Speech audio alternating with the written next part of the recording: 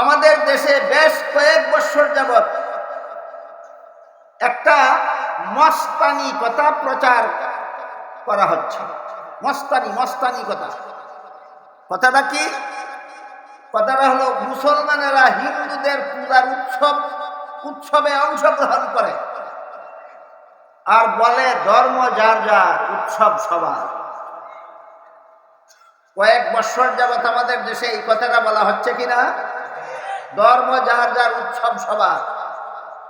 আমি জবাব দেবার আগে জিজ্ঞাসা করতে চাই, ধর্ম যার যার, উৎসব সবারই যদি হয়, তাই বলে যদি মুসলমান দুর্গা পূজার উৎসবে গিয়ে মিষ্টি খেতে পারে, তাহলে তো হিন্দুরাও মুসলমানের ঈদুল আজহার উৎসবে এসে গরুর গোশত খেতে পারে।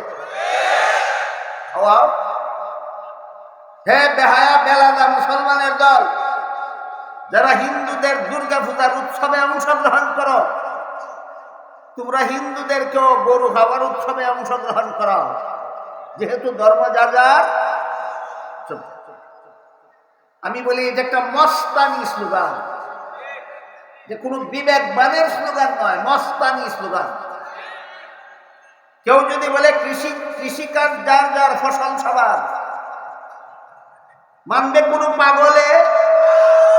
কেউ যদি বলে ব্যবসা যার যার, মুনাফা সবার, মানবে কোনো ছাগলে? কেউ যদি বলে চাকুরি যার যার, বেতন সবার, মানবে?